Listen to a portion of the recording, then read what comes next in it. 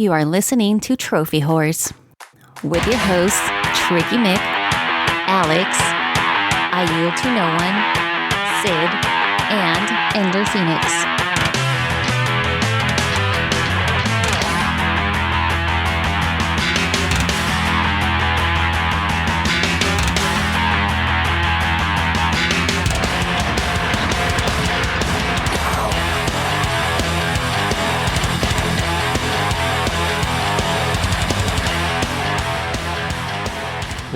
Welcome, everybody, to Trophy Horse episode number 721.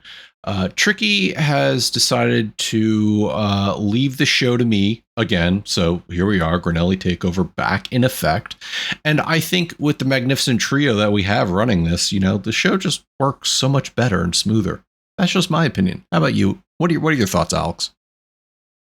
I don't know how many thoughts I have this week, Matt, because I am... usually the saying goes to hell and back. Well, I'm in Helheim, and this time I don't think I'm coming back. I'll tell you that much. But I'm at least glad that the show is under your control, because we know what happens when the old Trickmeister gets his grubby paws on it. Yeah, and I know Yield's here to discuss that as well. How do you feel about this Grinelli takeover that happens every so often, Yield? Well, you are right. Things do move smoothly. I was going to make a correlation with that. It's heating up in the Midwest, and we've got the I was going to say Flame Meister, but that's so stupid. But we got the guy that likes to make it hot over here running the show. So the only disappointing thing about not having Tricky here tonight is the topic of the week, and I was somewhat looking forward to him defending the topic of the week. Well, Tricky loves to get offended when you call him a guest on, quote, his own show, but I don't know, man. We got a big topic for topic of the week. Where is he? Well, so I can't give him too much slack because, unfortunately, the Grinelli takeover is only in effect for tonight. So I'll put this right out there. The rock star sized elephant in the room. Next 3 weeks, I will not be here between FIFA games that my job calls me to handle stuff, and taking a mini vacation out in Ohio. I won't be here. So good luck, guys. Oh, which part of Ohio are you deciding to grace your presence with? So it's going to be the Cincinnati area. Okay. Channel 3 is holding what's to be their second annual C3 Con. So we're going to be going out there and meeting other people from Channel 3 and engaging in some games, some tournaments, some camaraderie, maybe some light ribbing here and there. But I've told them, make sure that the venue has a full fire inspection and sprinklers and fire extinguishers ready to go, because I can't promise that something won't get set on fire at some point. Down. Matt, I'll make a little point here. That's an hour and 40 minutes from where I live. So It's an hour and a half from me. I mean, I'm scheduled to come back on Sunday, Alex, so, maybe halfsy we can meet up somewhere. I'll see. I'll let you know. I'll message you, or I would drive to maybe Cincinnati. But yeah, we'll see if I'll text you privately and see if we can set something up. Okay. Yeah, and if not, no worries. Just I didn't even know that. So wouldn't that be hilarious if I met you before I met Tricky in real life? I'd have a good laugh. I'm laughing, and that's great. Well, anyways, we are the Trophy Whores. Therefore, 2 out of the 3 of us do care about numbers. So therefore, we are going to go into our updated trophy counts. Yield, did these actually get updated? Yes, sir. They are thank updated. You. Okay. So Tricky is at level 988 with 35,924 trophies and 1,048 platinums. I don't see that number going up much faster given one of our news stories, but who knows? Alex? Take them all from him. Take them all. I am level 536, total trophy count of 11,380, and a platinum count of a platinum count of 212 in 211 games. I have earned another since the last time I was on this show, and chances are, the next time you hear my voice, I will have earned another. Ooh, fancy. Well, next time on another show, not this show, because if that'd just be crazy. Well, we specialize in crazy here. Yield. Well, really, your it's our normal, so it's our sane. There you And go. if we call it crazy go. anymore. I am a level 546 with a trophy count of 12,010. I don't know if I was I on last week? Can't remember. Anyway, I've hit 12,000, so yay me. I'm at a platinum count of 231, and I too have had a platinum recently. Ooh, hope to hear about it. Ooh. I am level 224, and gentlemen, I have gone up 1 trophy. Woo! 1,393 trophies and 0 platinums. You'll hear about how that happened. And Sid is at level 902 with 28,168 and 869. So, unfortunately, we don't have a Sophie's Trophies this week, so no recording there. And since this is the end of the year trophy rarity update, rather than have you all just kind of sit down and listen to a lengthy cut in right now, what we're going to do is Yield's going to go gather the notes from the Facebook group. He's going to put out a separate recording for you all to specialize. So that way you can kind of just jump in and hear exactly what you want to hear from the contest. So premature congrats to all the winners, and better luck next time to all the losers. So now we can go into what we are playing. Yield, why don't we try you first? All right, so I've dabbled in a little bit of Helldivers. I only played a couple times. I did play when they offered up the 2 new FVRs. No, FRVs, sorry. And I played the map where I got to try both. I enjoyed both of them for what they were. You have the supply one with the auto gun, and you have to reload it when it runs out of ammo. So that was kind of interesting. And then I tried the one that was the flamethrower. Matt would like that one because you can catch yourself and your own dudes on fire. If you point the thing too far close to you, you'll burn everybody up. So I liked both vehicles, but obviously the supply one was running away with it. Like nobody was even going after the fire one, and everybody was liberating the planet with the supply one. It hasn't dropped in to the stratagems yet, so I don't know what the holdup is there, because we did win that major order. But like I said, messed around with that a little bit. Been playing a lot of Roadcraft on my own, which I am just on the last map now. And I've been also playing through a multiplayer session with Nitro and Prepare to Die or Scum. And we are on the next to last map. We got 2 maps to go there. It'll be a while before I get that platinum, because you have to travel 5,000 kilometers with your scout vehicle. And once I realized that it was just your scout vehicle, I've obviously been trying to use it more. And I'm only at 26% of the way there. So I got a long way to go. And then also been playing some Rocket Birds 2 Evolution, which is my latest platinum. So, and that's really been about it. I don't really think I've been diving into anything else. So I did load up the PlayStation 5 the other night, and I thought I saw you online with MZ. I couldn't remember if that was Rocket League or something else. Probably Roadcraft. Ah, okay. Yeah, well, it shows how much I was paying attention. Hopefully I do a little better paying attention to what Alex has been playing. Well, Matt, glad you asked. So, since I've been on, I had made it quite a bit through Darksiders. I actually had beaten the game. And when I talked to you all, well, I say when I talked to you all last, when I recorded a piece and sent it to you all, and you heard my thoughts there, some deeper thoughts on Darksiders. I had beaten the game. I was doing a legendary run, or sorry, not an apocalyptic run. And I still recommend, to make that apocalyptic run easier, play the game on normal, get the abyssal armor, and then wear the abyssal armor from the start of your apocalyptic run. Makes everything much, much easier. Unless, of course, you want the challenge of being non-apocalyptic all the way through. Me personally, I'm 41 years old, and I don't have to prove how tough I am by, beating a game on its hardest setting, so I don't really care. But if it's, something that you want to do, that's completely up to you.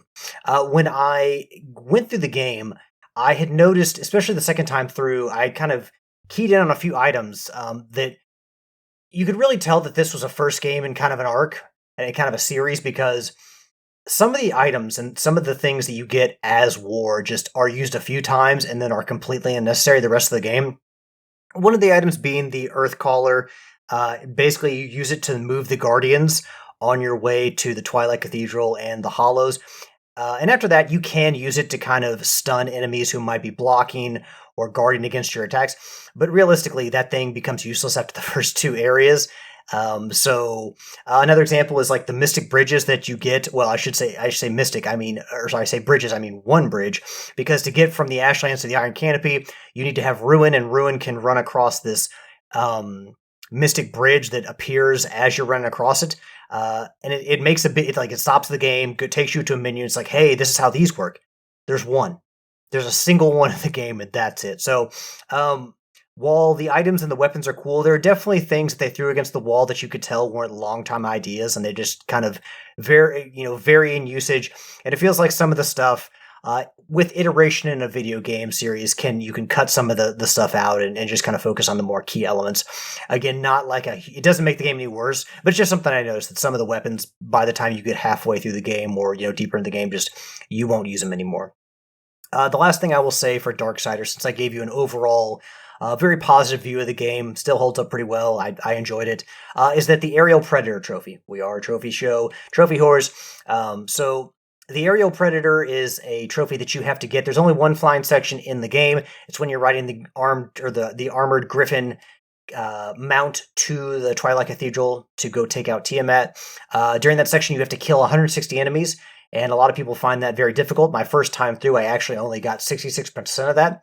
But once I watched a video on YouTube and kind of got some tips on how to do it, my second time through, I got 98% of the trophy. Third time, I got it with ease. I cleared the 160, no problem. So my tips for that section, number one, when you get to the end of the broken stair, and you use the beholder key to open the gate, the blue gate, with the big eye, and you're getting ready to go up the steps, save there. Make a manual save, because that is about to be where you're going to get on the mount, and it auto-saves multiple times throughout that flight. So if for some reason, it's not like you autosave at the beginning of the flight, but throughout time, they'll create more autosaves, and if you lose that first autosave and you don't get the 160, you're going to have to start an entirely new game to get to the section. So good thing is it's not very far into the game, but if you can just try over again from a manual save, you would rather do that. And so use the lock-on feature. Hold down R2 if you're on the PlayStation 5, and just lock on to all the enemies. What you want to focus on really hitting, and I didn't hit these at all first time through the game, but there are trucks, there are tankers, gas tankers down on the ground, as well as enemies. Hit those. They'll blow up. They'll knock away part of the land. They'll get quite a few kills towards that 160. So that's something I didn't focus on at all, because I didn't know you could do that. Hit the tankers and the trucks on the ground. Don't worry so much about the big armored enemies. You may not be able to kill them, or you'll have to focus so much time on them that it's not going to matter. But for all the other angels, use the homing reticle, and then especially you want to make sure during the cave section you get a lot of the smaller enemies that'll give you health, that are one-hit enemies. Again, this is where using the homing, holding down R2, and just moving the reticle all around the screen, release R2, shoot out all the projectiles. That's where it'll really help you. So what's going to push you over 160? Using the homing, holding the button down, hitting the tankers and the trucks on the ground, and then also focusing on the small one-hit enemies in the caves. That's very pertinent to getting 160. But again, a lot of people have issues with that trophy. They curse that trophy to the high heavens.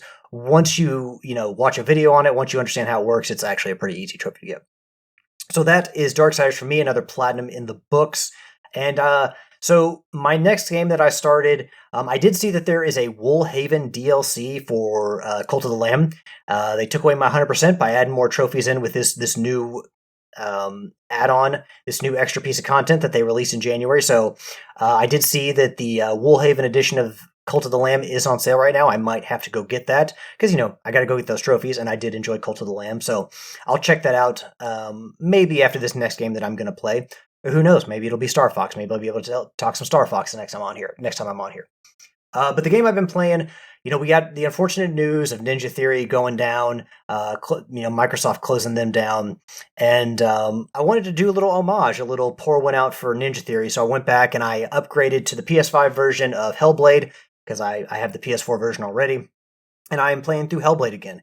Now, the key difference is the same trophy list, so there's no difference there. But the key difference in this playthrough this time of the round is I'm playing with headphones this time.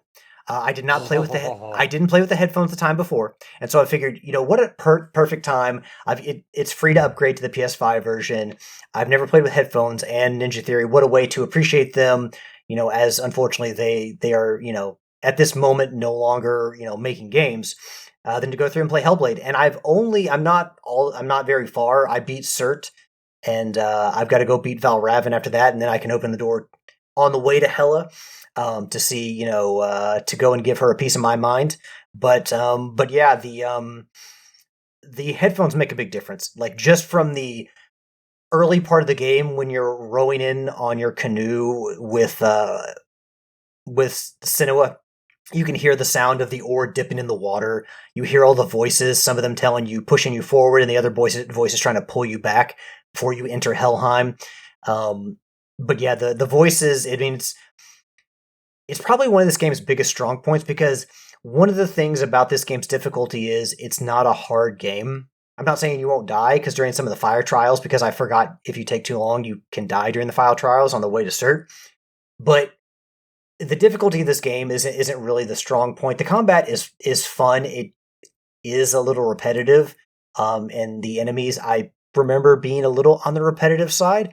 But the sound design is just immaculate. So I do think that playing with the headphones matters. So that is one key difference in my playthrough now. Oh, and, one thing that can kind of get lost in the shuffle if you're just using surround sound or you're just using whatever your TV speakers are is the voices that will tell you when an enemy is coming up from behind you, and that'll give you a cue when to dodge, when to block. So that can help you parry and counterattack and all that kind of stuff. So headphones definitely make a big difference with this game. Combat's not so thus far not very difficult. Parrying is pretty easy, as it were. I've been spending some time with the photo mode, which is not as it's not super in depth. I mean, well, I don't say super in depth, but basically the way I like to interact with photo mode is I like to set the context. I like set the camera, get a good context for the picture, get a nice angle, and then use the different what are they called? The tints, like changing from to sepia or like black and white or something like that. The filters. The filters, yeah. Just use the filters. Like easy peasy way to make your pictures look nice, give them a nice kind of like extra shine. So I don't mess with the lightness, the darkness, all that kind of stuff, which is more of what they do with Senua's photo mode. But still, you can get some damn snappy pictures out of it. And I will say that I don't want to spoil too much, but this is one game where, a lot of games it's about triumph and victory. And to service the story in this game, that's not what this game is about. Now, I have not played Senua's Saga Hellblade 2, so I don't necessarily know how the story continues. But the end of this game is not like a... it's not like one slathered in victory. I'll say that. And if you've beaten the game, you know. So, but I mean, overall, just immaculate sound design. The game itself, I mean, I'm not like... Combat's fine enough, but I think the story and the lore and the whole use of kind of mind tricks with through the audio, like messing with your mind in that regard, and just the visuals. I mean, the game does look good. I think that's really where everything that stuff kind of, I guess, what I would say is takes a precedent over the difficulty of the combat. So, but I enjoyed Hellblade my first time through. And so, yeah, I expect that my opinion will not change, although I will probably appreciate more of the work they did in the audio department, because I think that's kind of really where the game shines.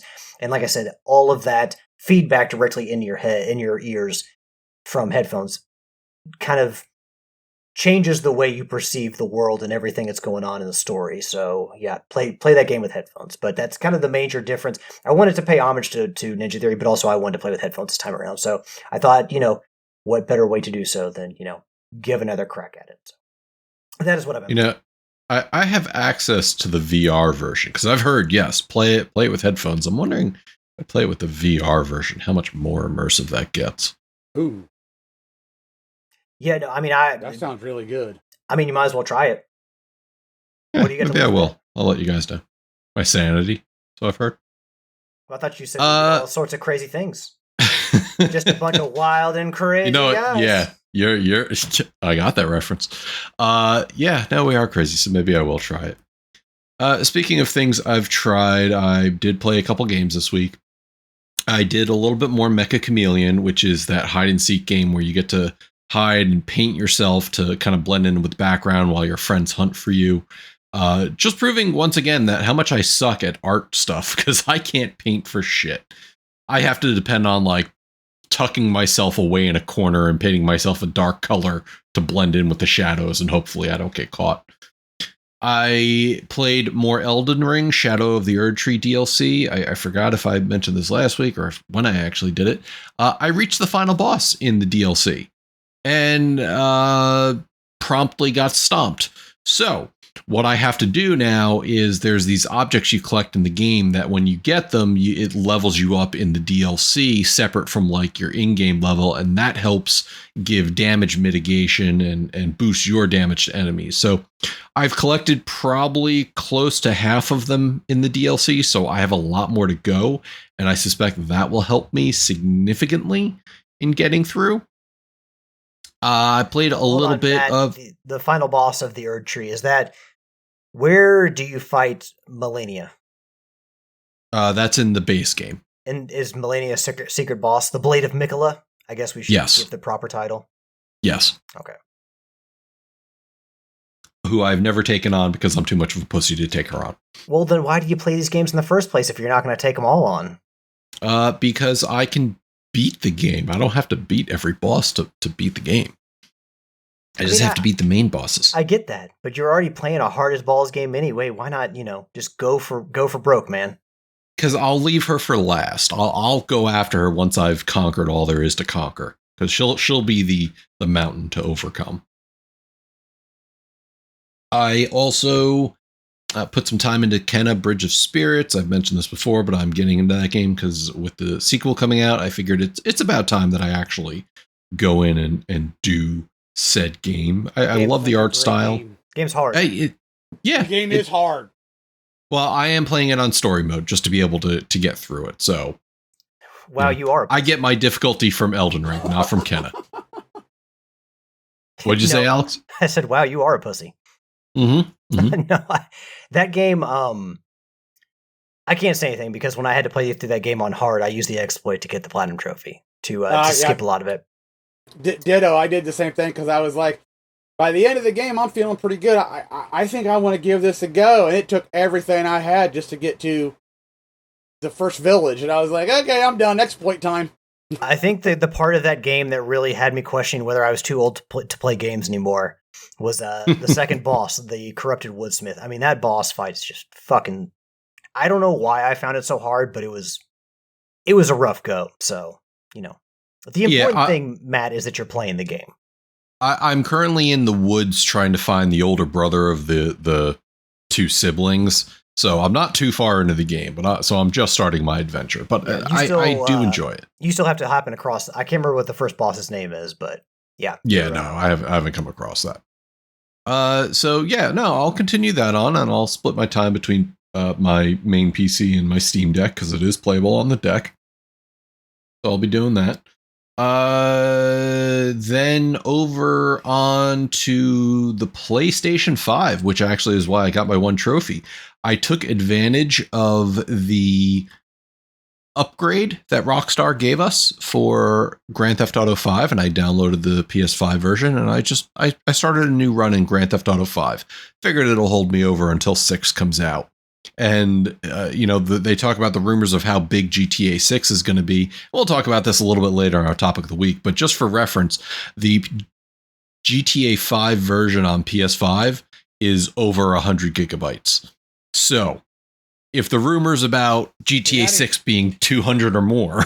And that includes online. Yes. So. Yeah.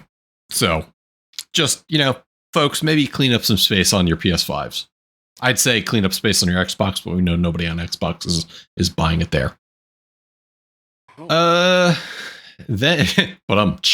Then right. Going over to the Switch 2, do you know how many barrel rolls I've been doing this past week? Do a barrel roll. A lot. Fox. Wait, is that Peppy that says that? Peppy, yes. Yeah. He definitely says it.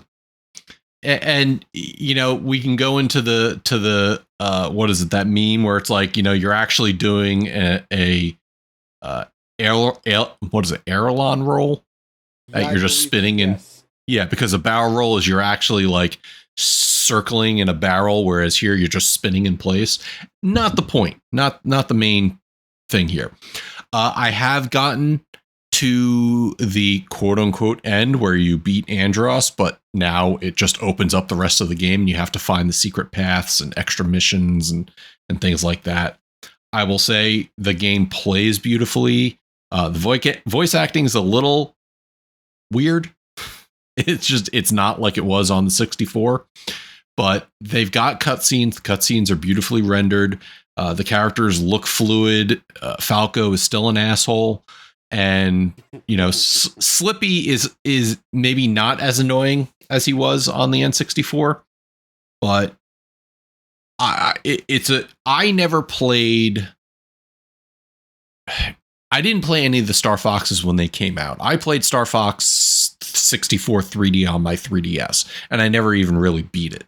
So being able to just jump in, play on normal, I can work to unlock expert mode.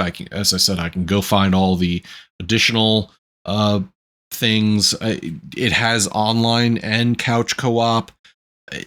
It just for $50, it's just a nice piece of nostalgia for a lot of people who love Star Fox. I remember going over to my best friend's house and playing Star Fox 64, just, playing versus mode. So this is definitely just a return to form and in a brand new package. So, Alex, if you're talking about Nintendo doing remakes well, they did Star Fox very well. I'm thinking they've got Ocarina of Time on lockdown. I refuse to accept that game will not be amazing. Just, you have the blueprint and you know where you can make improvements. So it ought to be just a home fucking run. But I'm glad to hear. I know that Star Fox has been a point of contention for a lot of Nintendo fans because they seemingly have not known where to take the series, and when they tried to do something like Star Fox Adventures, which was originally kind of scoffed at, but has since then gained quite a few fans to where people are like, "Well, why are you talking shit about Crystal and Star Fox?" But honestly, I saw the scores for this, and they were good scores. They're not out of this world, but I will say, I honestly think that this is the best thing you can do with Star Fox. I mean, it's kind of hard to take. I mean, people may disagree with this, but for me personally, it's hard to take Star Fox on land.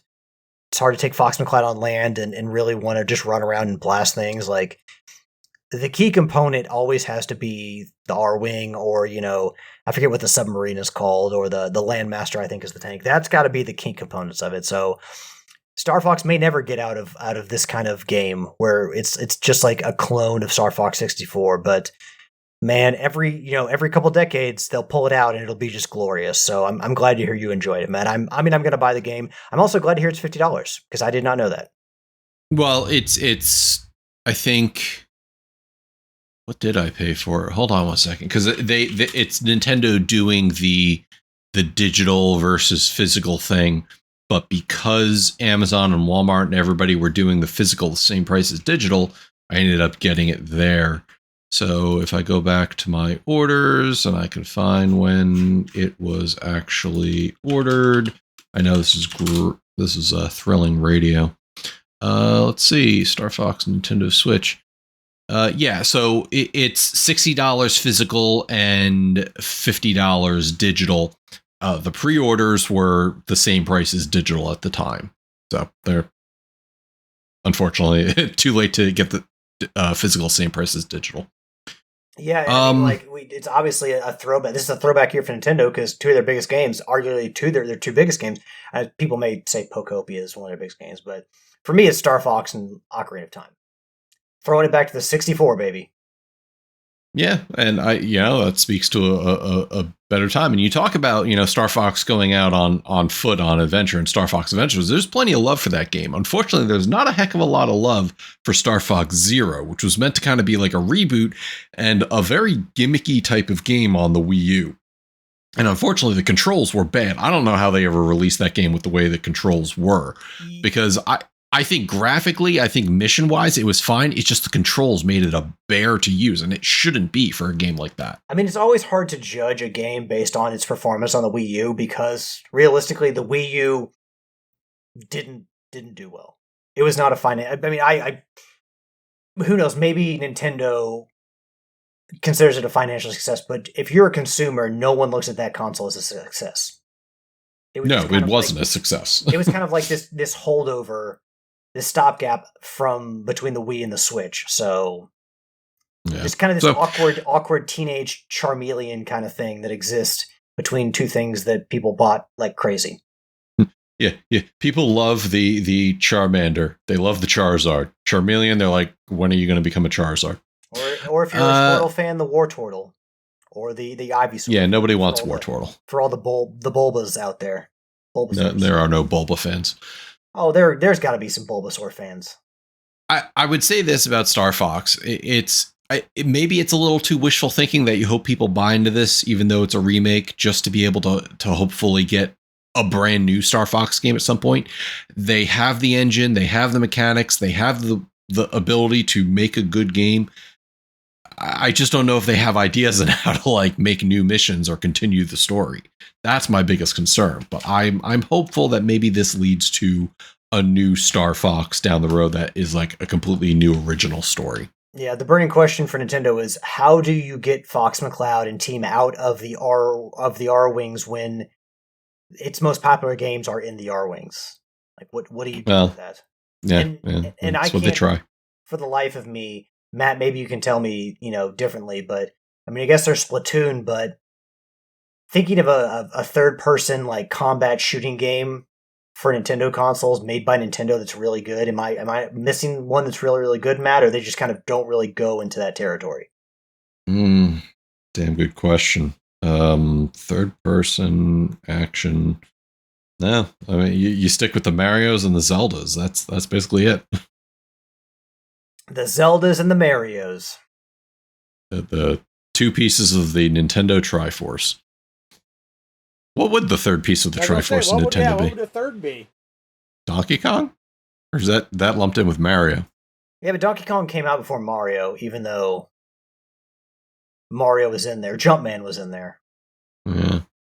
All right, folks, we'll pose that question to you for next week. Smash Brothers? Would it have to be Smash Brothers? Which everybody's here. Yeah. All right, we'll pose that question to you all next week and see what answers you can give us. But we do have some news stories to go over for you all tonight. And, I apologize to the guys. There was a lot of news this week, so we're going to try to kind of get through some of this. Apologize to yourself, Matt. Yeah, it's fine. I can cover stories appropriately without having to write out notes. Zing. So in the first of many news stories that came out, the Steam Machine was officially launched / price revealed. And yeah, there was the internet was lit afire with this. So basically, the Steam Machine was launched for reservations on the 25th.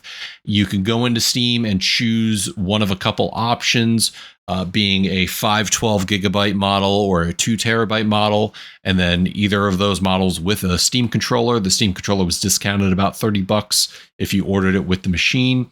However, the machine itself, I know we talked about this, and I actually went back to episode 694 because that's when it was originally announced, and Tricky claims he was right. We'll talk about that in a little bit. But the 512 gigabyte model is $1,049. And the 2 terabyte model is $1,349. So an extra $300 for another 1.5 terabytes. So this did not sit well with a lot of people, because now you started talking about, well, what's the performance like? And people are putting its performance at below a base PS5, which you could, for a 2 terabyte model, you could buy 2 PS5s essentially. And, you know, there was a lot of talk about, well, how did this pricing come up? And Steam was not shy on advertising that, you know, the current AI bubble, as well as the RAM and storage crisis, contributed to this. And they talked about the original pricing, and they said that while a lot of interviewers would come out and say, I asked Steam, or I asked Valve about what the original price was, and they wouldn't give me an answer, but they said, listen, the Steam Decks, both their models went up about $300 or $400. And they said, technically the Steam machine kind of was commensurate with that increase. So you're talking about the original, the 512, probably being $300 or $400 cheaper, pushing it down into the $700 range. Or the 512 or the 2 terabyte model being, sub $1,000. And when asked about this, especially on the RAM part, Valve said that they can't negotiate RAM prices with people. They were going out to manufacturers of RAM, and the manufacturers are saying, here's the price, take it or leave it. And if Valve said, well, fine, we'll go elsewhere, they were basically put on a do not sell list. They wouldn't be able to buy RAM, which would further constrict their ability to produce these consoles. This is all just very unfortunate timing. And again, we talk about a PS5 Pro being $900, and the Steam machine barely squeaks out 4K 60 frames a second without using upscaling. It's a hard buy.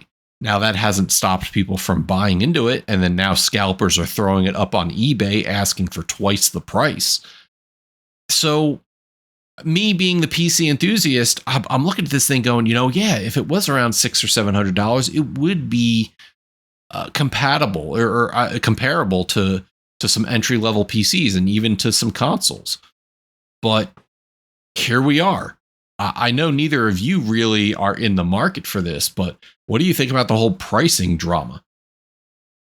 Well, I mean, I had heard, I didn't know it was for the Steam machine, but I had heard that they couldn't negotiate, the RAM prices. We all knew that prices were going to go up because it's hard to get, the chips and everything. I want to say you can't blame Valve, because if they have to pay a higher price than what they were expecting, like we've said before, they're not going to eat that. They're going to pass it on to the consumer. So I'm more shocked that, not that the prices went up, but the fact that it's not on par or better than a PlayStation 5 Pro. I mean, are you more alarmed by that, Matt? Or like surprised by it? No.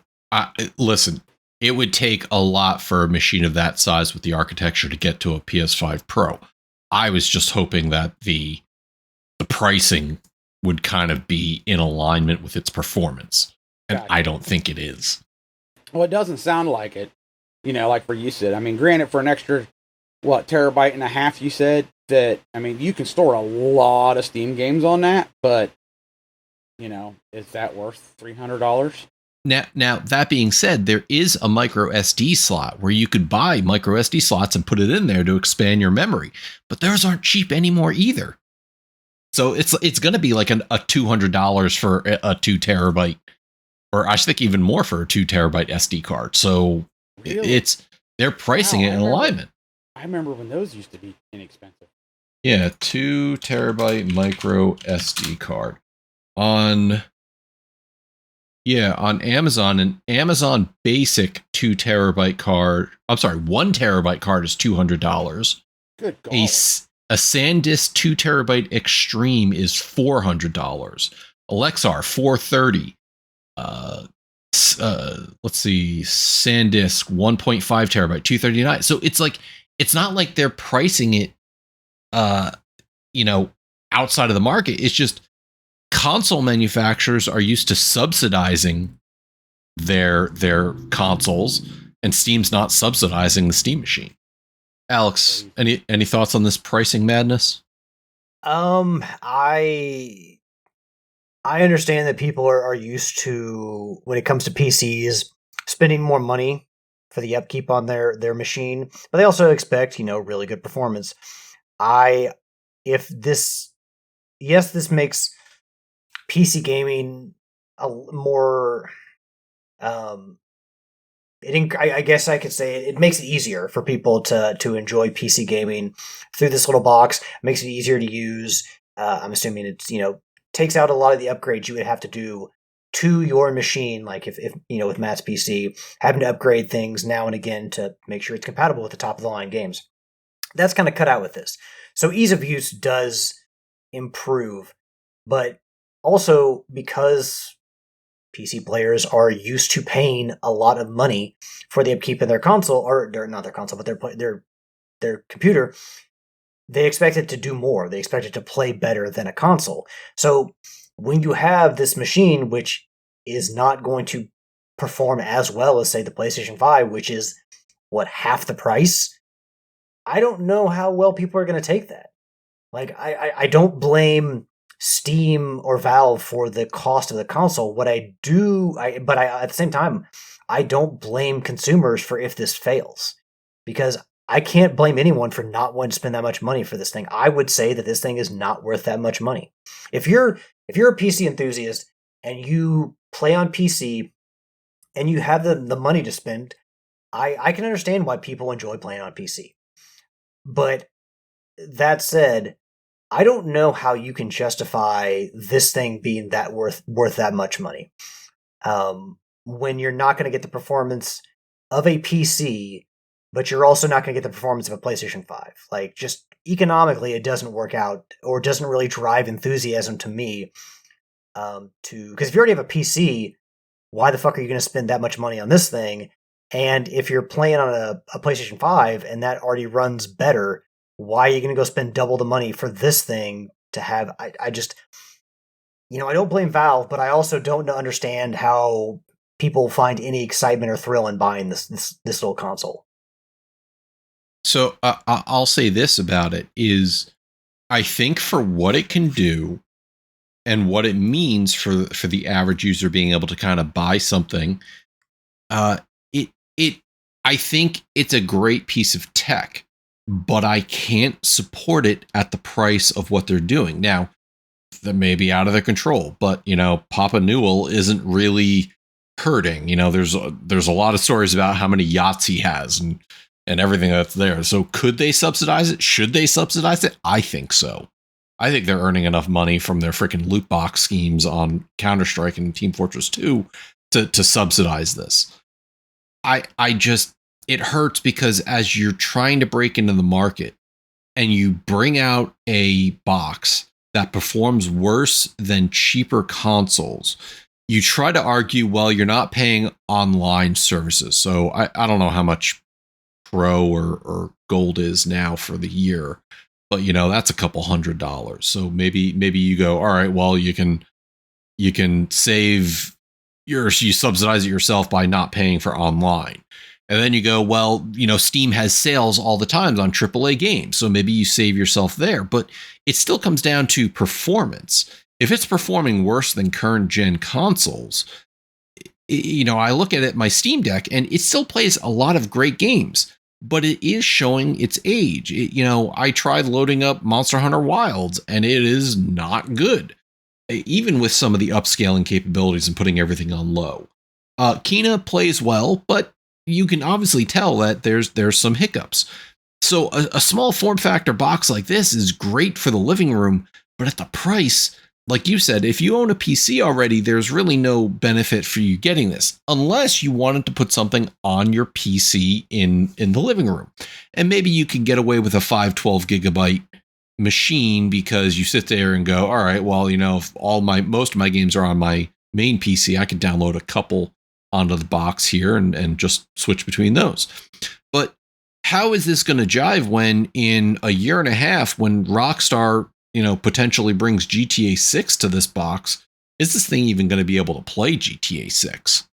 That's, a big concern. So people are going to go, well, if I'm going to buy a machine that's going to lock me in for GTA 6, I could go spend $900 on a PS5 Pro and get 2 terabytes of storage and plenty of games to play. So it's you all know where I sit with PC, and I'll be one of the first ones to say this is a bad look on PC gaming as it relates to what Steam can do. Should they have subsidized this? I believe so. I guess here's the big question, Matt. Are you buying this thing? No. To a finer point, I don't have a need for it. I have my PC, V has her PC, and we have a PC hooked up to the living room TV. There's no reason for us to get it. If I didn't have that living room PC, maybe, because any other PC you would try to get now is even more expensive than what that is. The other thing to remember is you buy this doesn't inherently have things like Game Pass or Epic Game Store. You have to do some workarounds to be able to use it like that. And that's not, a lot of people aren't going to be buying into that. It's mostly the enthusiasts or people who are already bought into the Steam architecture. But Steam isn't the only problem, one who has problems with their pricing. Guess what? The Xbox also has an update, giving everybody a month and a half, maybe a little over a month. Effective August 1st, they're updating their prices worldwide, and the price of the Xbox console will increase by $100 for the 512 gigabyte and $150 for the 1 terabyte model.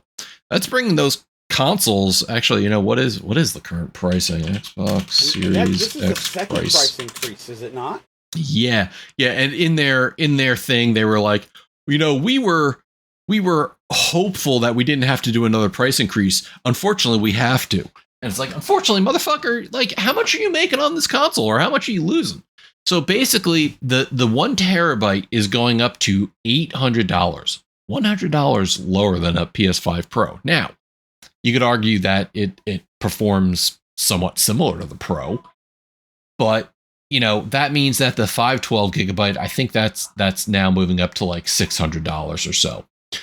So yeah, shit, Xbox, like you were going so well with your announces on reducing Game Pass price and bringing Gears of War exclusivity, and now Kotaku had an article saying Xbox hardware had their worst May in the US ever.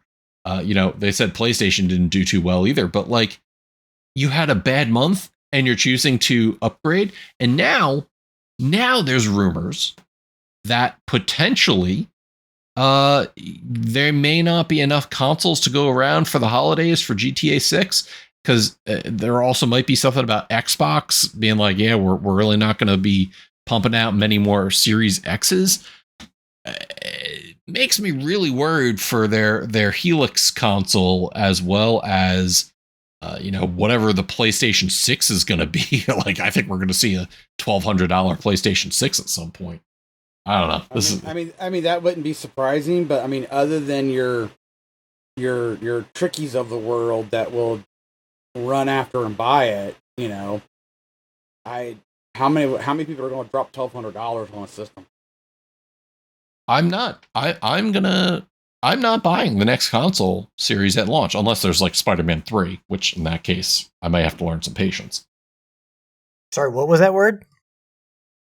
Patience. What the fuck is that? I don't know. I have to look it up. I just heard somebody say it once when I was talking about how much I spend on video games. Slow your roll, man. Slow your roll.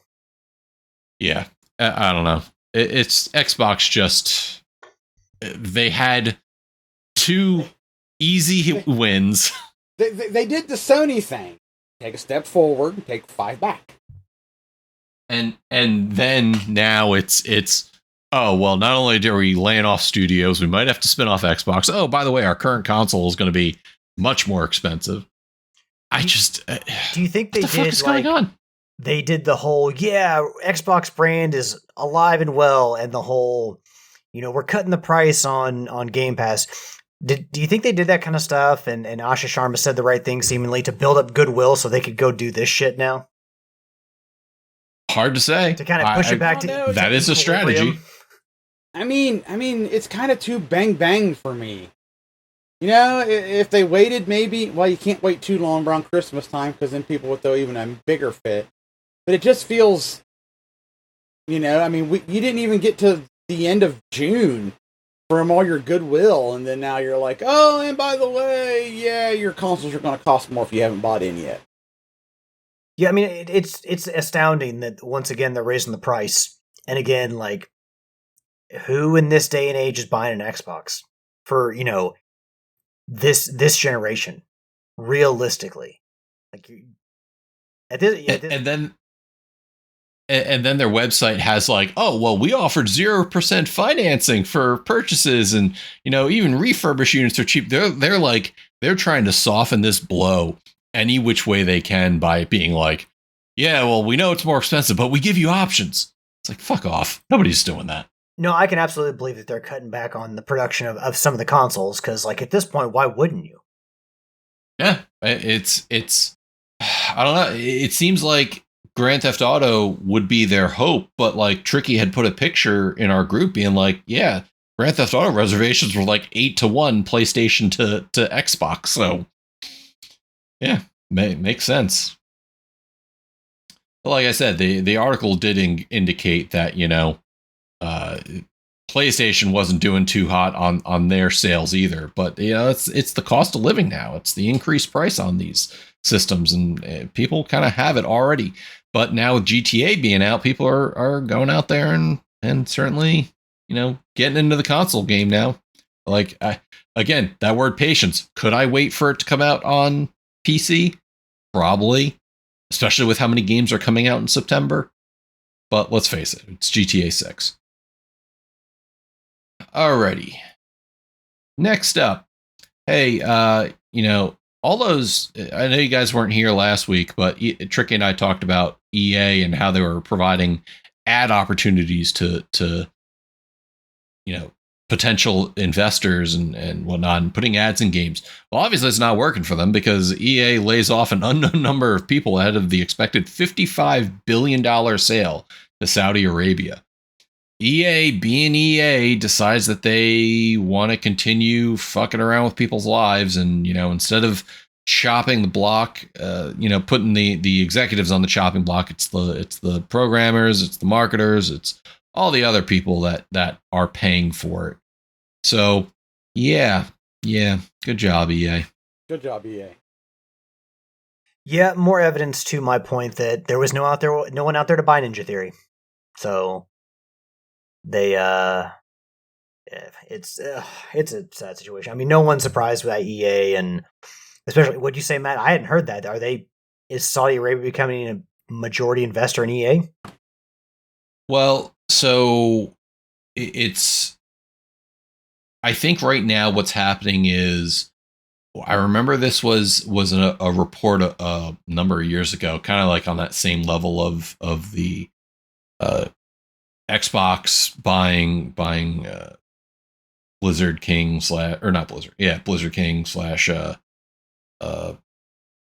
Activision, but this one is actually now in the middle of a antitrust review, just kind of like exactly what Xbox went through. So yeah, there's a July 22nd deadline for it. I think this puts them in the high percentage. I don't know if it's majority ownership, but definitely this has been a hot button topic for EA for a while. It just again goes, maybe don't buy EA games, which sucks, because a lot of hardworking people work on those games and get screwed over by their freaking leadership. Well, I would have been glad and willing to buy another Dead Space, but they decided not to do that. Yeah, that would be nice, especially since the Dead Space remake, didn't do horribly. Yeah, I mean, at least in its first week of or first month of release, it did pretty well. But I don't know. That's not a game you expect to have a long tail. No, but you do expect people to buy into it, but that's the problem. It's they being EA wants to, again, kind of like the Sony aspect, is really bring you into live service games and keep you paying to play the same game. All right, I'm not going to do that Discord story. Hey folks, Discord is doing this living room thing where you get to, visually hang out in a space. Yay. Probably charge you an arm and a leg for it. So this story comes from Video Games Chronicle, posted by Chris Scullion, because Tricky, who's sitting in our chat right now, is muted, so he better not pipe up. But PS5 Shovelware Studio says all its games are being removed due to Sony's stricter guidelines. And this is AFL Games, who had more than 140 games on the PlayStation Store, are having their games removed. So, yeah, and they said, we would like to share an important update regarding our releases for the PlayStation platform. As many of you have already known, since the beginning of this year, PlayStation have been implementing stricter guidelines for publishing games on its platforms. As a result of these new guidelines and their incompatibility with our business model, PlayStation decided not to continue partnership with AFL Games for future releases on the platform. So, I like that term, their incompatibility with our business model.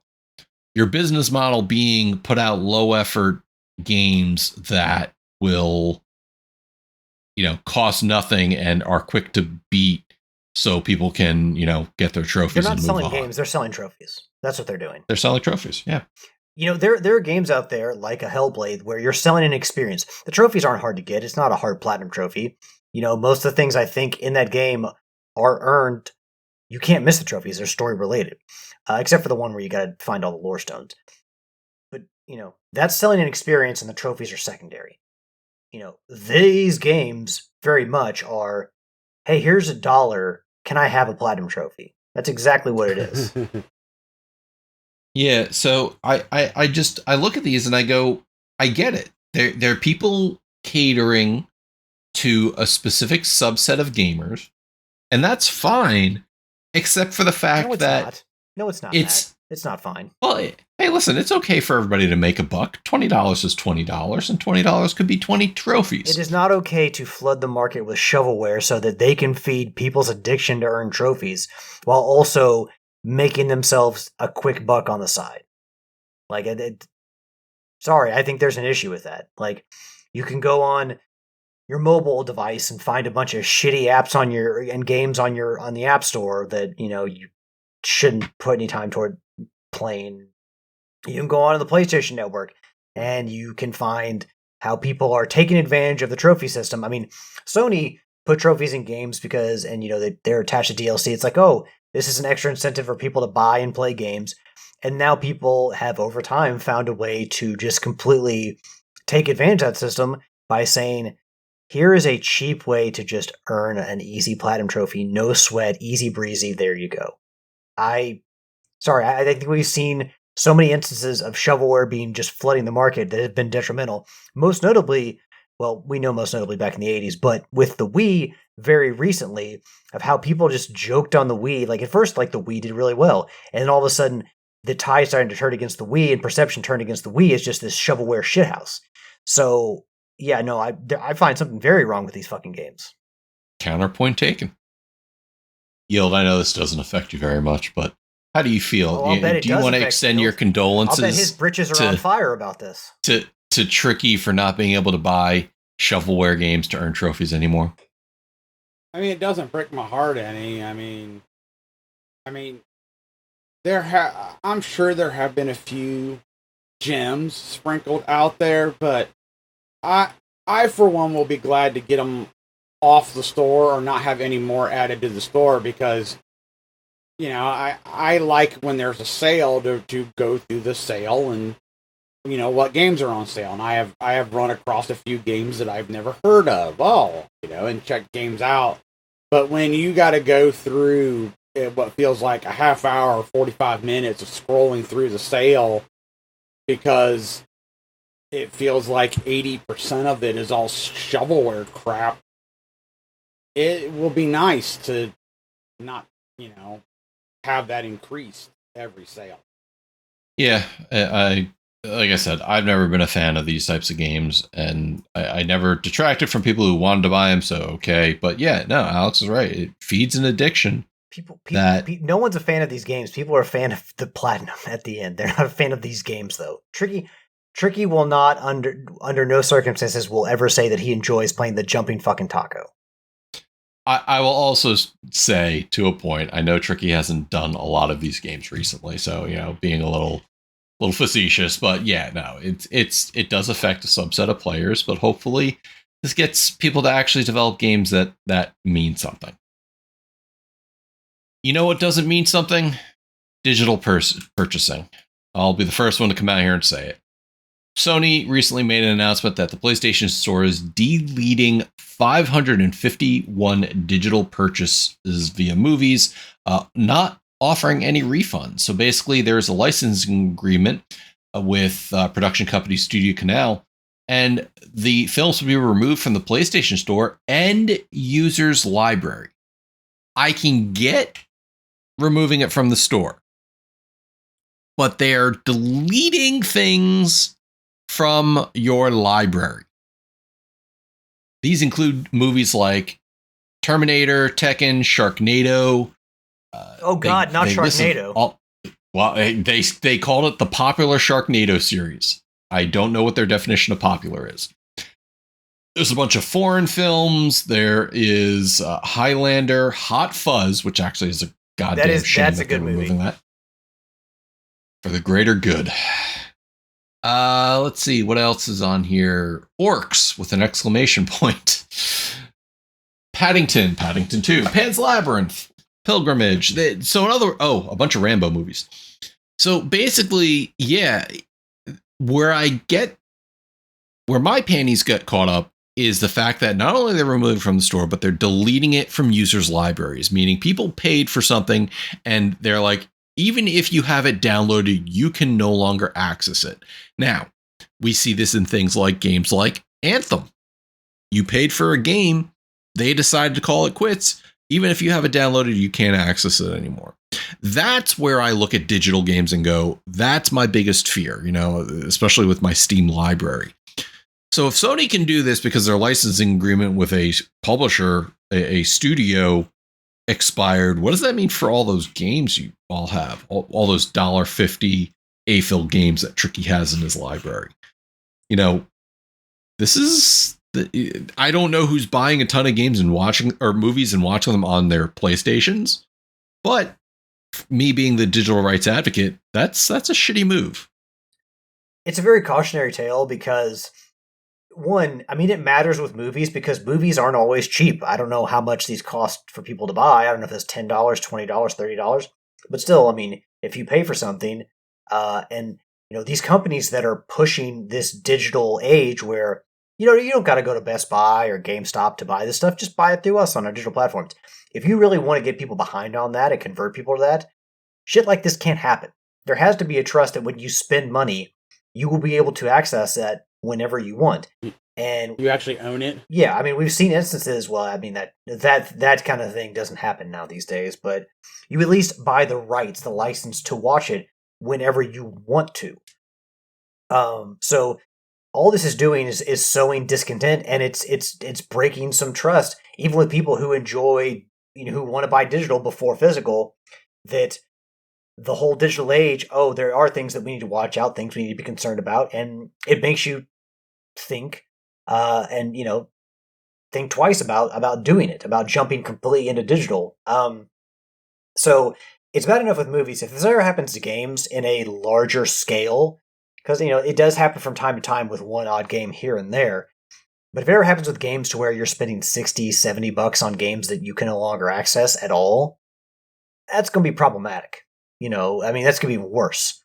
So I think this is a very bad precursor for Sony doing this with movies, because maybe one day it may come to a swath of games you own. But it's not a good look. It certainly doesn't make you feel great about buying digital.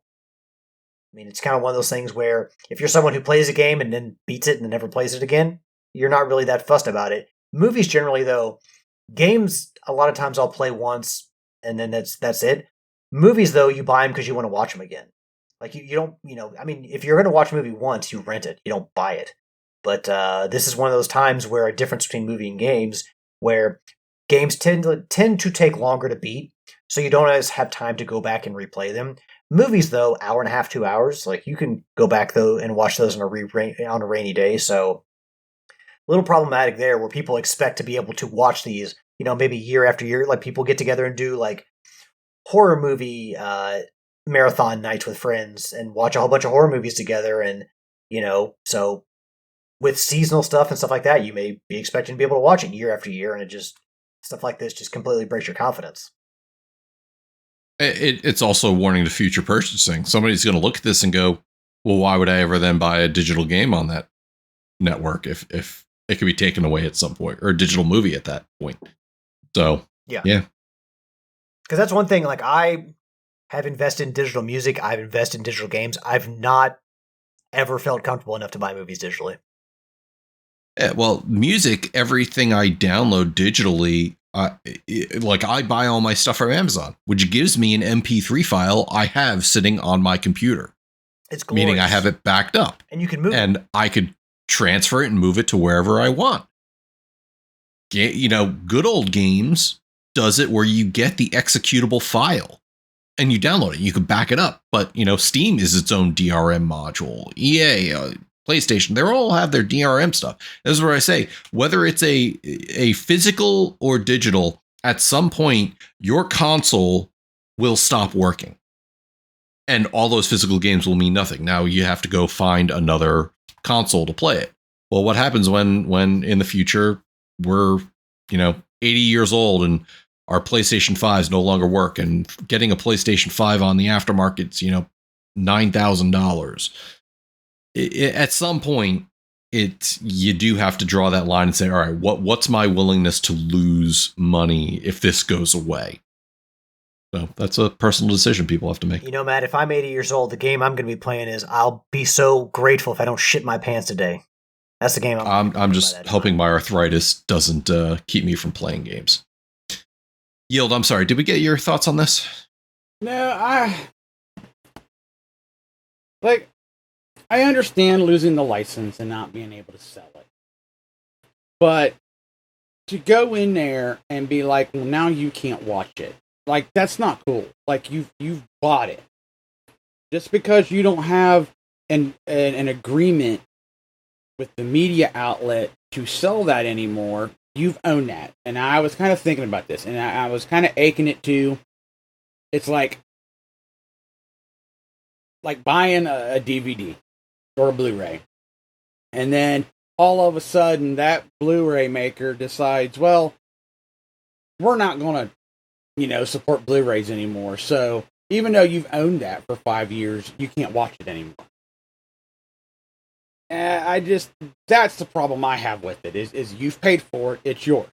Might be a digital file, but still, you've paid money for that. So, while I don't overly, I feel that in this instance, Sony should be leaning on the media outlet to be like, listen, you need to then give us refunds to give to our people because, we had a deal here, and now you're pulling that deal, instead of taking the ground of, well, the licensing's over, so we're going to take it all back, people. Thanks for the money. Like that, it's dirty. Doesn't feel right. Yeah. It also doesn't feel right? The wrong people are being held accountable at Bungie. In a Blue Sky post, with great sadness, we are announcing a reduction in force as we reorganize Bungie. As the leaders of Bungie, past and present, we recognize Destiny 2 fell short of expectation these past several years. Following our final content update to Destiny 2, and with our future projects still in early incubation, we unfortunately could not continue operating at our previous size. We know this decision has profound impact on the people affected, their families, friends, and teammates. While these changes are necessary to best position the studio now for the future, that does not lessen the difficulty in the moment or the impact it has on those affected. So, we all saw this coming. Stevie Wonder could see it coming. And I thought I saw a report that even the person who replaced Pete Parsons is now leaving. Yeah, Justin Truman is also stepping down. He's like, fuck this shit. Like, yeah, like what? So Like, I don't know how much longer until Bungie's no longer a thing. Look, can I make a point? And I believe I said this in our chat. What game was not? They threw Destiny under the bus. What game was not mentioned in this? Marathon. Yeah, Marathon, the game that has fewer players than Destiny 2 right now. Or so there are actually layoffs happening as part of the Marathon teams as well. It's not just the Destiny 2 teams. But I mean, I understand that Marathon seemingly is on life support, and they don't want to. Sony and Bungie are like, we cannot throw Marathon on the bus. We are trying to reverse course. We are trying to get this thing going. So I understand why they didn't mention it. But the idea that Bungie didn't meet or Destiny didn't meet expectations is false. This game was the game was successful for years.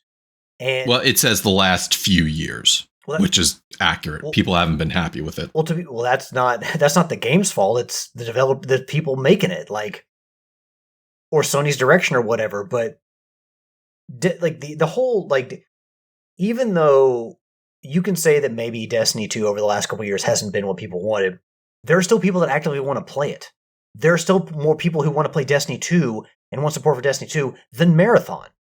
So the problem isn't Destiny 2, the problem is Marathon. I read that and I was just flabbergasted. It's I understand, but also you're blaming the wrong game. It's so. Well, I mean, yeah. How long before Bungie? I don't know. I mean, we'd have to see a few more rounds of layoffs. I mean, this thing will limp on for a few years. I think they'll, after Marathon, they'll put out another project. But, Sony closing Firewalk is a massive failure. But it pales in comparison to the PR hit they would take if they had to close Bungie. Because then everyone would scrutinize, hey, y'all spent how much money on Bungie? And then a few years later, they were just gone. That's PR that Sony doesn't want. That's a failure of epic proportions that I think Sony doesn't want to have to deal with.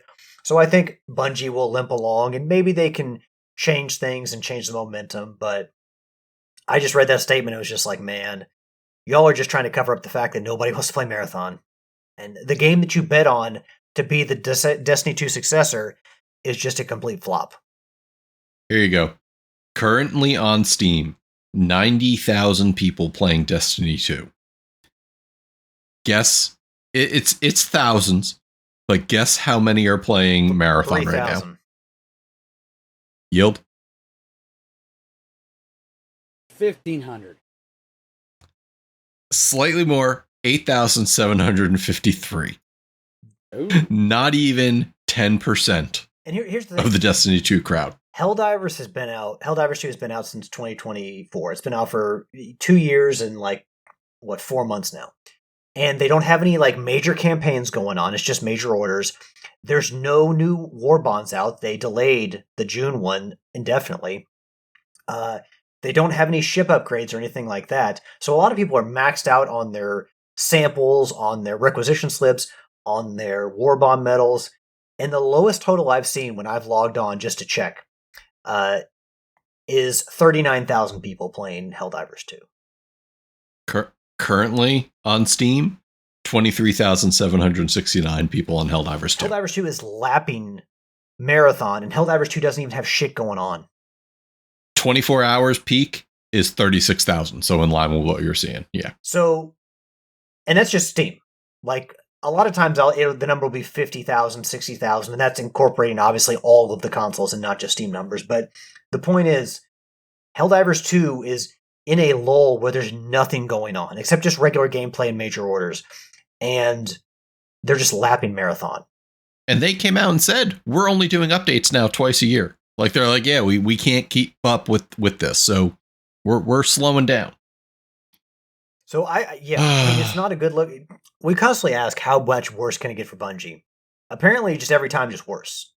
Because yeah, stop asking the question because they'll keep proving us. At some point, if Marathon doesn't, they've given away free weekends. It's at some point, Sony's just gonna have to we just can't support this game anymore. We just gotta cut it. And maybe they're trying to drag it out so long so they don't have to issue refunds like they did with Concord. But you can't like it seems to be there's no way to pump life into this game at all. People just don't want to play it, and that's so it's just it in the short term it's probably going to get worse for Bungie.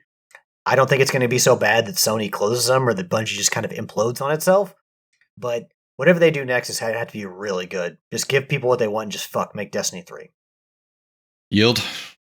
But are they going to do that? Well, what the hell else are they going to do? I mean, maybe they make a new IP, but do they have the money to invest? I mean, from what I had heard, Sony didn't want to do Destiny 3 because it would cost too much. And if you're making a new IP on the scale that people expect from Bungie, it's going to cost a lot too. So I don't know what they're going to do. But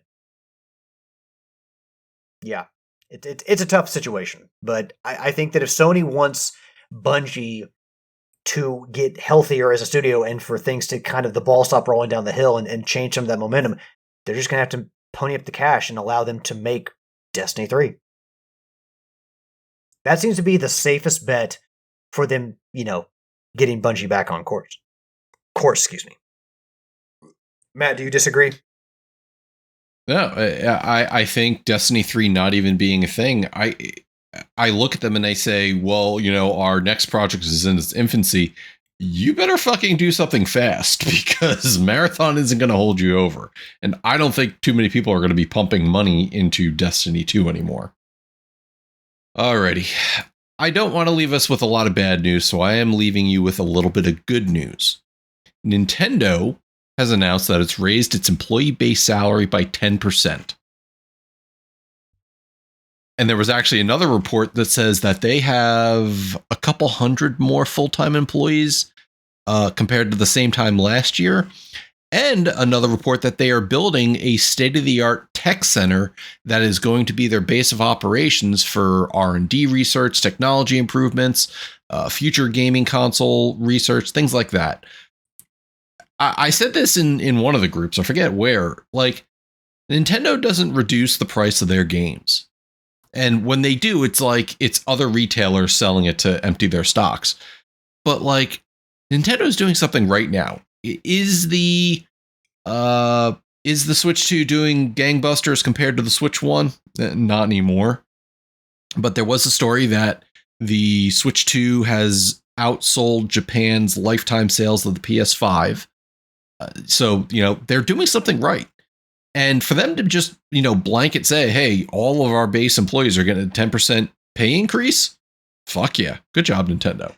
This is a direct benefit of not buying every studio you can buy. Just like, doing the Embracer thing or Microsoft and just getting your hands on as many studios as you can and calling them first party studios. I mean, there are times when I kind of be like, man, come on, Nintendo, buy somebody.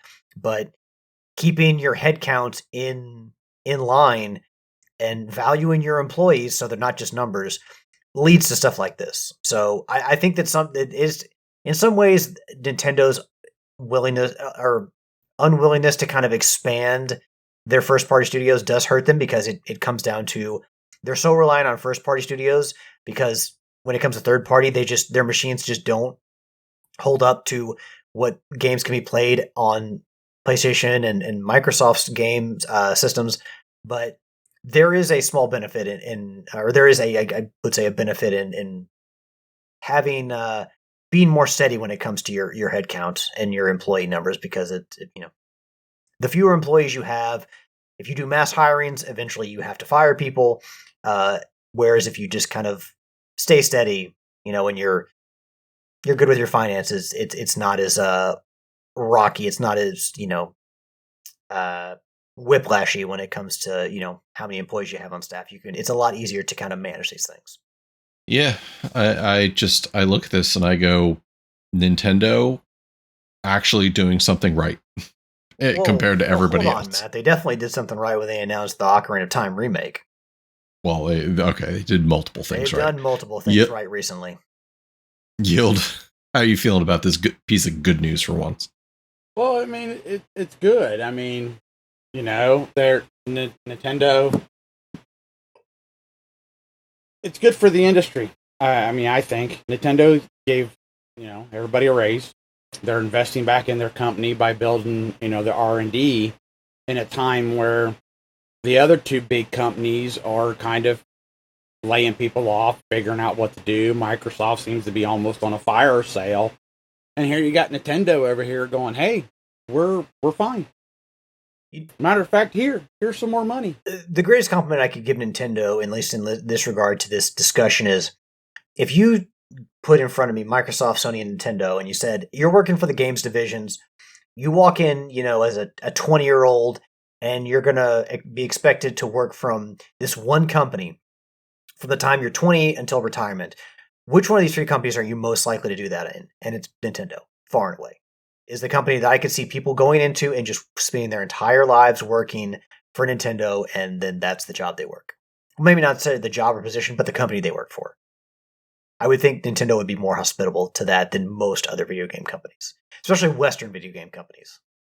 Alrighty, so now we get to go on and we asked a question and we said, hey, what are your questions? But we asked your question. I can't talk tonight.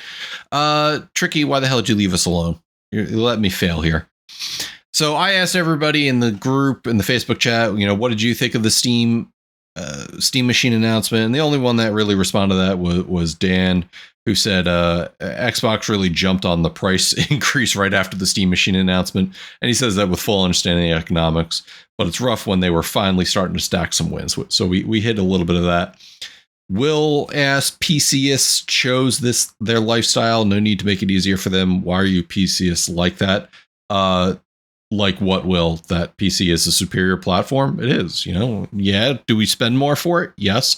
But if I'm spending more for hardware to play games, I don't want my Lamborghini going the same speed as a Honda Civic.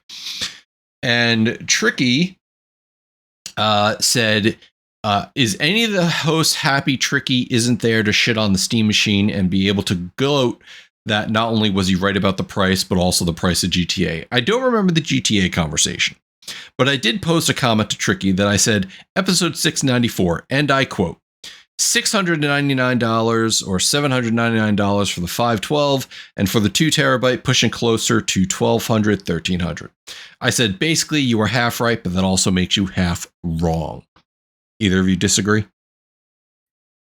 No, I do not disagree. Matt, I think you're absolutely right. Yep. All I got to say about that. Now, moving on to our topic of the week. Toe. Topic of the week. Well, fine then. Fuck you, Matt. Guess what, folks? GTA 6 launched its pre-orders on June 25th, and we have a bunch of news to cover for you and a bunch of conversations to have on this. And what was the big question everybody had related to GTA 6? How much was it going to cost? Oh, I was going to guess what the cover art looked like. Nobody cares about the cover art, except the millions. Except the millions of people who viewed the trailer for the reveal. But no, thumbs up to it. Obviously, people want to know what the cost is. Do you want to tell them? I'll let you get to it. All right. So the base game across the PlayStation 5 and Xbox Series X and S will be $80. And let's face it, folks, you already know this. If you pay attention to games, you know what this is. However, they are selling an Ultimate Edition, which is $20 more, which is $100, which to me actually is the big surprise. I would have thought they'd come up with an Ultimate Edition that was, $150 or $200. Right. What does that say about the state of the industry or our opinions on Rockstar that we're like, wow, $100 is actually reasonable? So what does the Ultimate Edition get you? It gets you access to a couple additional vehicles, some cosmetics, some weapon cosmetics, additional weapons, access to, I think, what was it? They're a salon, like a unisex salon that they work, access to some clubs that give you some benefits. from what we understand, and this is all based off of Rockstar's main website detailing this, it doesn't appear that there's any like story beats or missions on the surface that you are locked out of. So, I think they're banking on people just saying, fuck it, it's $20 more, which kind of goes in line with what I've always said about microtransactions. If you price things reasonably, people are more likely to buy it and you're likely to push more units. But that said, the website didn't give a ton of detail on what each of these things were, except, the cosmetics, what they are, what the vehicles are. But in a game like this, is that truly going to be enough? Like, does that give you an edge on the game early on? And to be clear, when GTA 6 launch, all they're announcing is it's a single player experience launching on November 19th. So does that mean there's going to be no GTA online version? Are they waiting to announce that later? Are they going to charge for that later? All great questions. Yeah. So there you have it, folks. Price for GTA 6 or GTA 6. And again, the Ultimate Edition, you get a 67 Vapid Dominator buggy in Paradise Garage. You get a 95 Grotti Cheetah. You get a retro build at Jason's Safe House, vehicle mod shops, classic car collection, Shih Tzu Squallow, which is that doesn't give me anything. Little weapons, revolvers, compound, access to a compound, Vice City styles for Jason and Lucia, the main characters.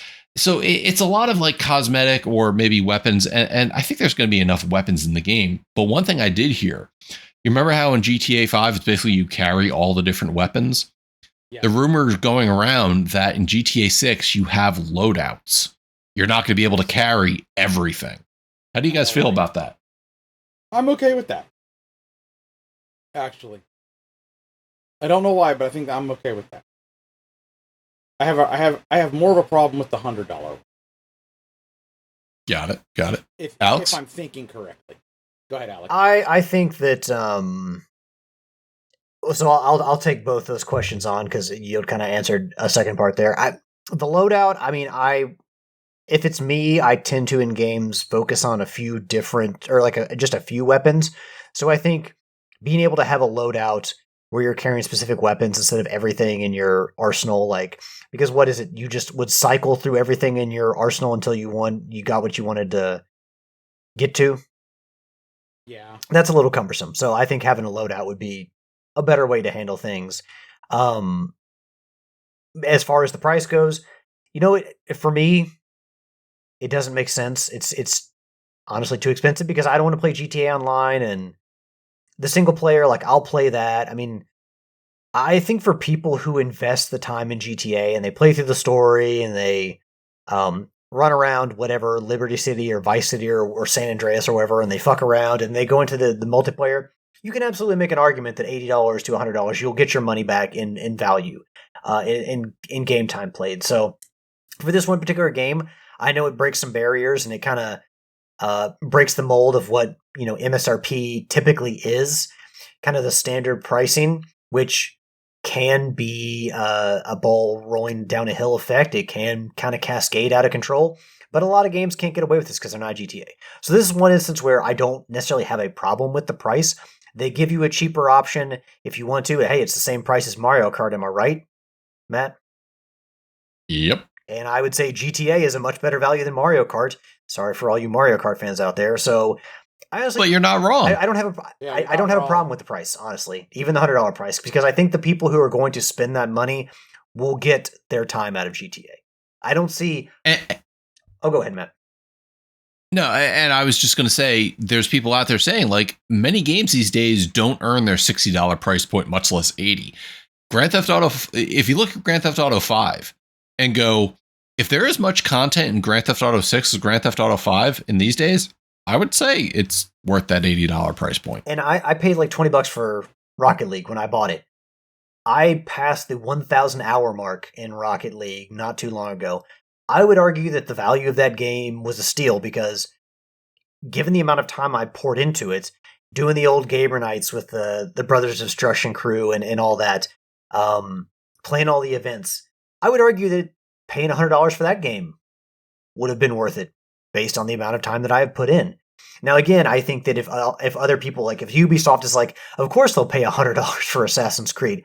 If we start getting to that point, it's like, no, I don't think so. But this is one game where I think you can make the argument that, yeah, it's worth the price. Yeah. So I look at that and say, it's finally good to know confirmed. And unfortunately, that leads us to our next bit of the story. The great news is the physical. Going back 1 second. If you pre-order it online, they are also giving you access to 1 month of GTA Plus. So their GTA Online pay for service. So that's digital. The great news is you can physically go into a store and buy GTA 6 on November 12th. The bad news is there are no disc versions of GTA 5, meaning you go into a store to buy it, you're going to get a code. Now, they're doing that to be able to allow people to preload the game ahead of its launch. However, as I alluded to earlier, there may also be discussions about how large this game actually is. There's rumors that it's, hundreds of gigabytes, 200 plus, maybe even 600 plus, which could pose a problem with people with base PS5s without extra storage, if that's true. Again, the scope of the game is kind of in question, but I look at this and I go, okay, it's good on them for allowing people to preload about a week ahead, meaning on the day of launch, all it needs to do is decode and unlock. But I also go, this is a real problem for the people who are physicals only. They're not going to have access to the game. And there was an article, somebody had gone to the support chat, Rockstar support, and they were told, hey, yeah, physical editions will be available in December. And it was misconstrued. And then Rockstar even confirmed, no, that we're not saying that discs are going to be available in December. It's digital only. And it could be for a number of reasons. It could be the size. And I argued, well, Red Dead Redemption 2 did it that you had a data disk that you installed everything on and then a game disk. There's no reason that they couldn't do that. However, if the size of the game truly is large, that might be 2 to 3 data disks. And as a result, you would then have to, that could increase their shipping and manufacturing costs. I don't know why they can't do it where, in this day and age that they come out and say, well, you put in the game and then you download the rest of your game. Nintendo does that all the time with their cards. I know they face backlash over it, but that's an option. Then you have, there's actually 2 retailers. Who are they? Little Games Pro? No, VGP, Video Games Plus, and Loot Box Gaming. They said following that news, they are not going to be selling GTA 6. I don't think it's a big loss. You don't make a lot of sales on video games at retailers. And then Insomniac even came out and said, hey fans, don't worry, Wolverine is full on disc. So they're getting out ahead of that. And they said, sadly, there might be developers who have to address that moving forward. Oh, yeah, so they'll have to. Yeah, it's definitely a game these days. I mean, take it back to Nintendo's game key cards, where you put the key card in the system and you have to download, which I still think is a better solution than digital only, because you could still then sell that game key card or put it in other systems and not worry about licenses and things like that. You just have to make sure that the game is available to download, which, as we saw by Sony, could be something that's taken away in the future. So, a lot of news. Evidently, I think it said Rockstar already made like $3 billion in pre-order sales. So it's crazy how much this game is meaning to this year. And I don't see it not being Game of the Year at the Game Awards. But it comes with a lot of caveats. I know, Yield, you had a lot of concerns about it being digital only. You still feeling that way? Well, yeah, I'll wait until it hits the discount bin.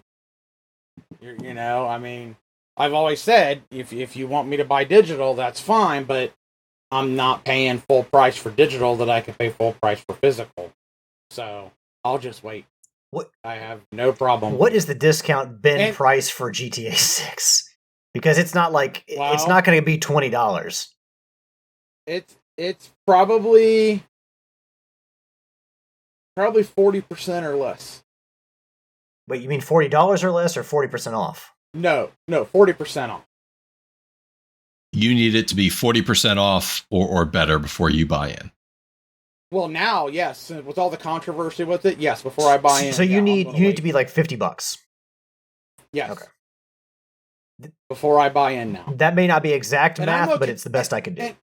And I'm perfectly okay with that because I'm whatever. Like I was already before, like I want to play it because Vice City was my favorite, and we're going back to Vice City. But I'm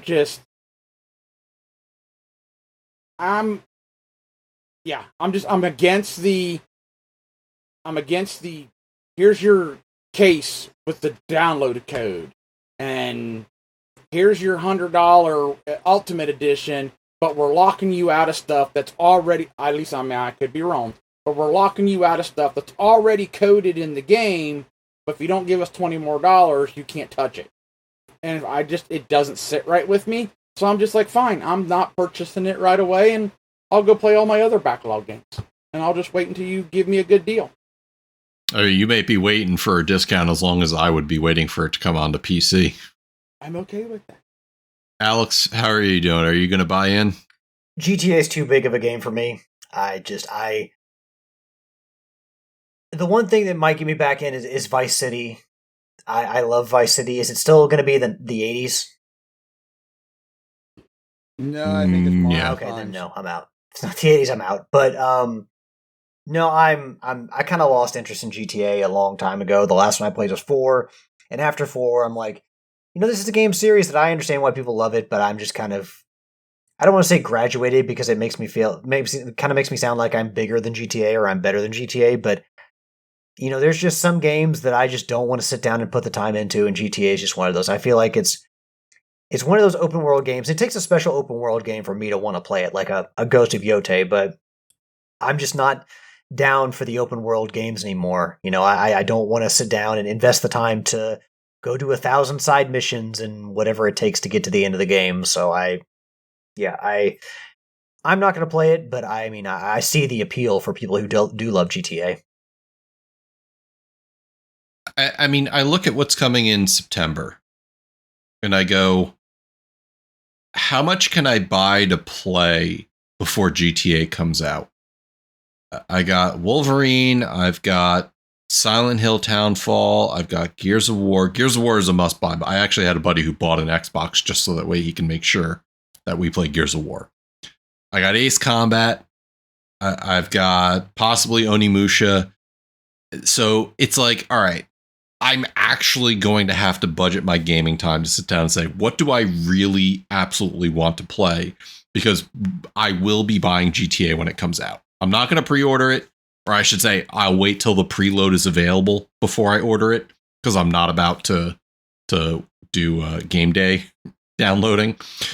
Well, but go ahead, Matt. Can you imagine the biggest reason why I wouldn't care if GTA was coming out? Oh, sorry, too much soda. Well, we have to understand when Ocarina of Time's coming out first and foremost. That's true, but also when it comes to that game,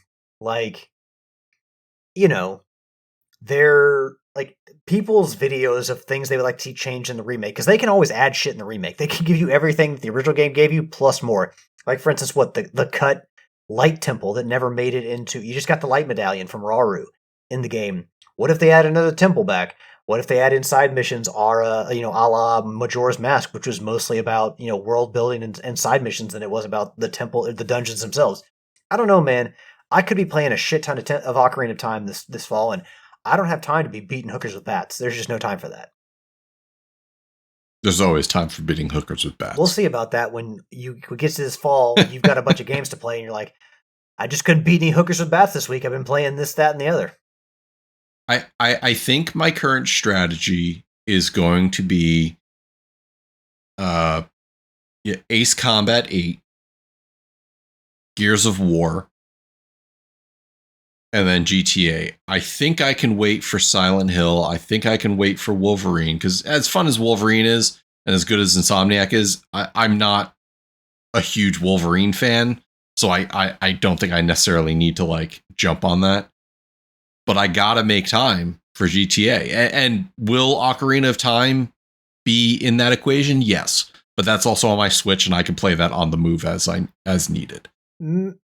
Granelli, I'll have you know that Ocarina of Time is not a game that needs to be played on a small screen. It's a game that needs to be played on a large home television. Yes, but you're also going to be limited to 60 frames per second, whereas on handheld it can go up to 120. So, sir, I'll be limiting you to a great fucking time playing that game. So yeah, don't talk to me about 60 frames per second. That doesn't matter. Gee, I played the old polygonal fucking game. You don't think that I'm you're saying any upgrade above 20 frames a second is worth fucking better. So I think that's my strategy, but I will be buying into GTA 6. I do have immense fun with GTAs whenever they come out. I think the only GTA I hadn't bought at launch was Grand Theft Auto 3 because I wasn't aware it was a thing. Yeah, that came out of nowhere. No one saw that coming. Yeah. It wasn't like for anyone who didn't grow up and like around high school when GTA 3 came out. It's not like this where it's like, oh, we're just waiting for the next GTA to come out. The first two were a thing and people were not particularly thrilled about them.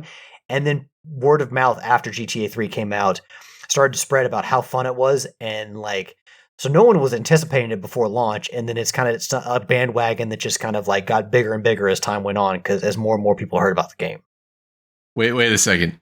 What did you say about the first two? They were just kind of a thing and people didn't care all that much. You shut your whore mouth. Am I wrong?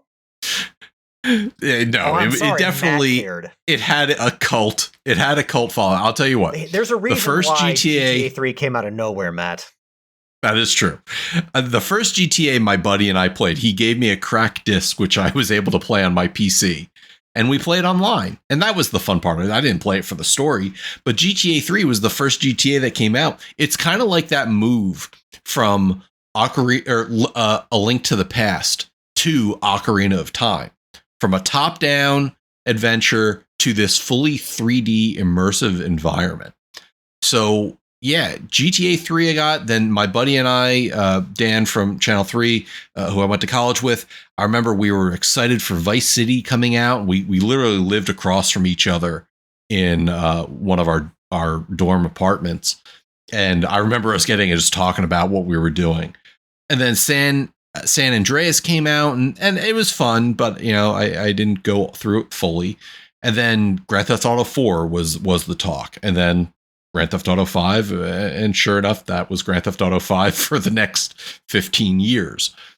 So, you know, I want to say that it's definitely going to be, I'm on board with it. You know, digital obviously doesn't bother me. Otherwise, I wouldn't be a PC player. Am I upset that people who are physicals only aren't getting it that way? Yeah, I think they need to find a way to make it physically available. And for this company to be making as much money as they will, I don't know if it's a leak-proof thing that when they have it digital only that it can't be found unless their systems get hacked. So maybe that's a thing, and then maybe a year down the line you're going to be able to get a physical disc. I don't know, just postulating what could happen, but that's what I'm thinking. So I'm on board, but I don't blame people who want to wait. I cannot wait till we get to this point of the year to see how you manage all this shit, Matt. Because I don't know how you're going to do it. I don't know. Not very well. Not very well. It's gonna be like you'll finally beat GTA in like 2028. Well, I'm actually taking off the 19th through the Thanksgiving holiday. So I'll have a week to kind of dedicate to it. Well, speaking of dedications, you guys want to round this show out and dedicate some shout outs? Sure. Yield, you want to go first? So, shout out to Matt and Alex for recording this week. Shout out to Tricky for doing his fatherly duties Hope he enjoyed himself this weekend. Shout out to Nitro and Prepare to Die Erskine for the Roadcraft multiplayer sessions. Let's see here. Shout out to the Brain 76's family for coming over, hanging out, watching fireworks the other night. Did anybody lose a hand? Shout out to... No, we're all good. We weren't shooting off the fireworks. We were watching the village do it, so I don't know if any of them lost a hand. We all walked away with all of our digits. Shout out to Gareth for the rarity competition. We just ended another season, and we're getting ready to dive into the second half of the year.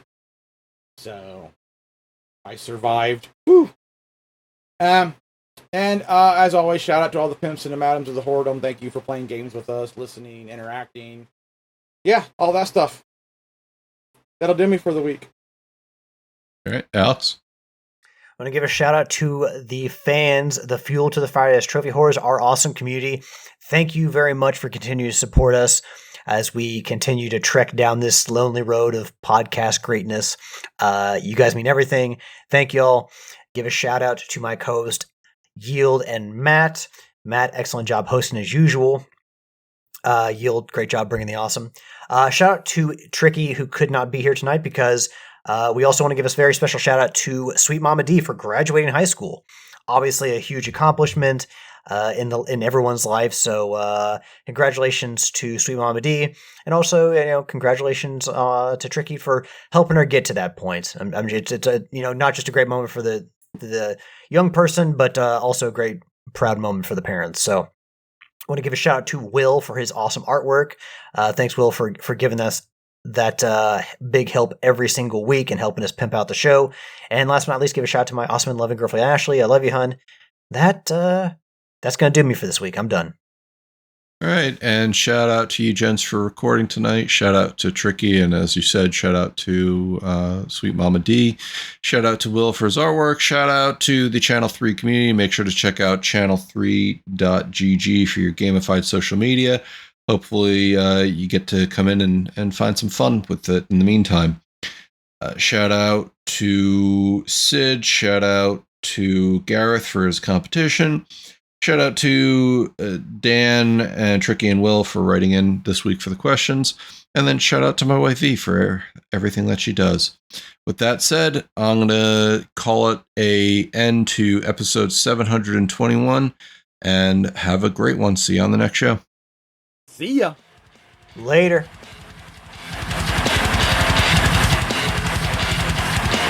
Save your last words, then read on me this. Save your last words. Save your last words, then read on me this.